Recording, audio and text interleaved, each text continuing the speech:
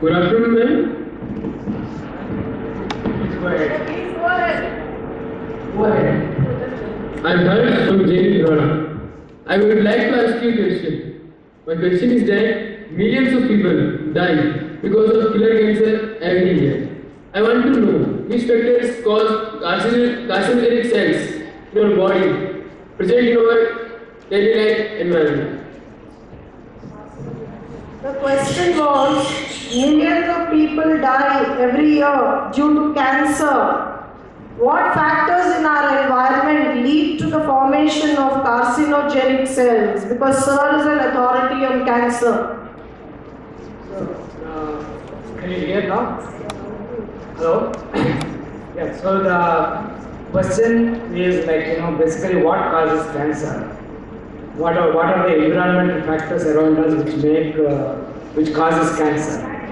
So there are some lifestyle things. For example, the smoking is one of the very important thing which actually affects cancer, especially the lung cancer.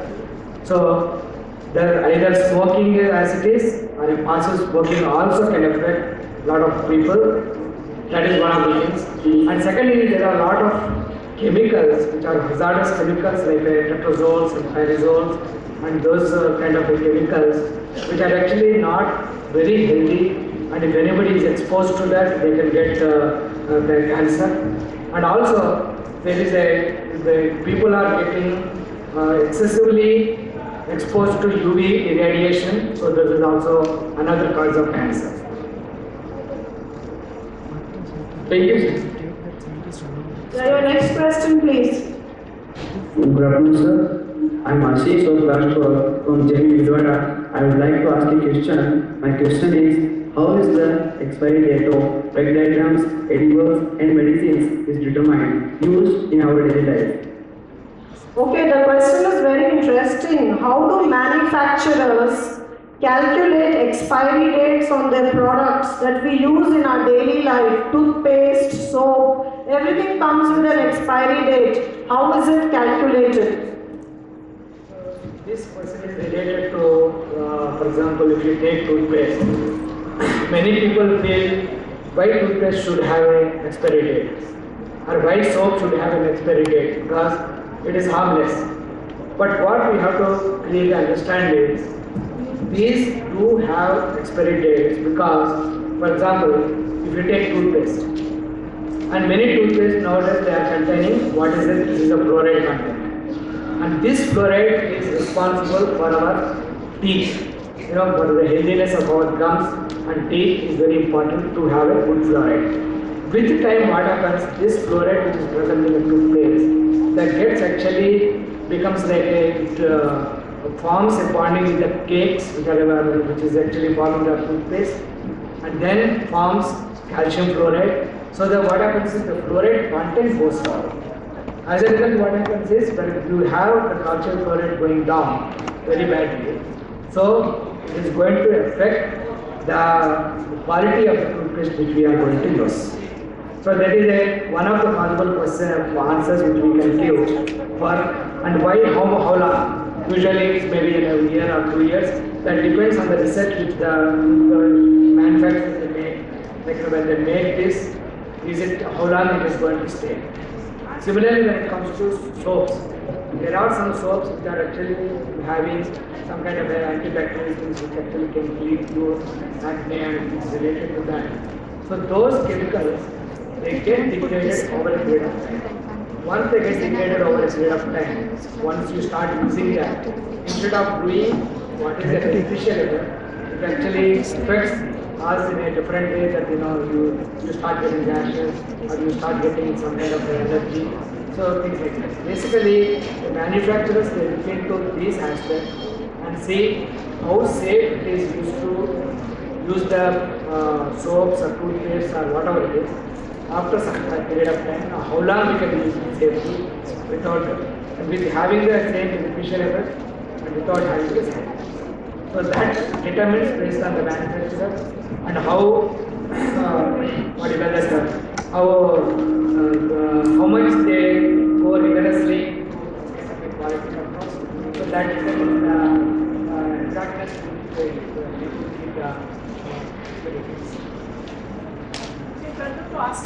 questions. Yeah, can you go ahead and ask another question?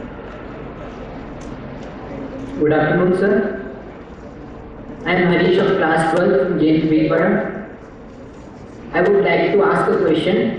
My question is, name certain oxidants we should consume daily and what is the role of antioxidants? I'll repeat the question. The student wants to know what are the oxidants, especially the antioxidants, which we all should consume daily to have a healthy body. So now, for this question actually, the presentation which I was making, there are two slides on the lycopene and beta carotene. Those are called as antioxidants. What happens to these chemicals is, apart from beta carotene getting converted into vitamin A, it has a long chain of bonds, and some of the bonds are having a double bonds. So that means it is carbon-carbon linked to a double bond, olefin bonds. And these olefin bonds are actually can react with oxygen and form something like an epoxides, and these epoxides they are harmful. But actually what happens is, when these chemicals are taken inside, what happens, these chemicals they interact with whatever oxygen is coming, whatever oxygens or peroxides they are coming, and then they react with them.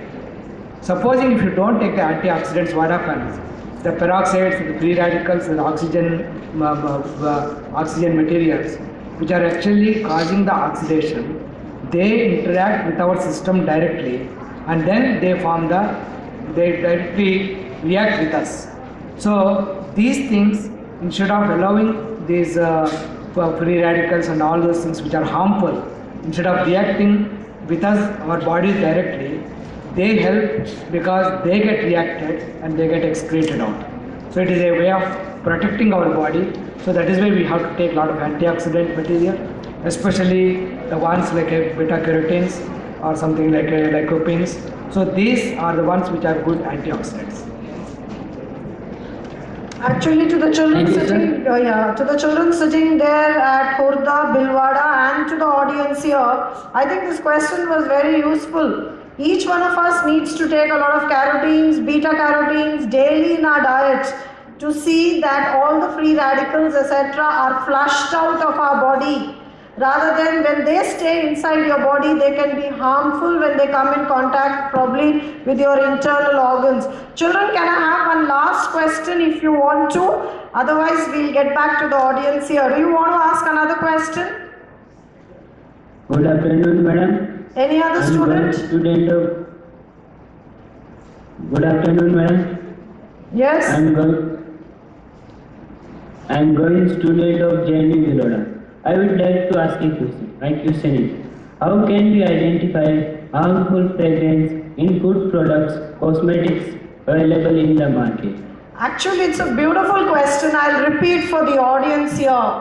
We all know of colors being harmful, but the child is asking a question. How can we identify harmful fragrances? Some of us use so many body sprays, strong ones. There are some harmful fragrances in food and cosmetics. How does a common man find out which fragrance can be harmful? So that is a very good question, but very difficult to answer. The reason is, there is a moral responsibility on the part of the manufacturers to show, not to use certain chemicals which are harmful to the body. For example, I mentioned before that some of the soap manufacturers, when they use some of these antibiotics, and if they get degraded over a period of time, those become the toxic chemicals and they can actually cause a lot of allergy.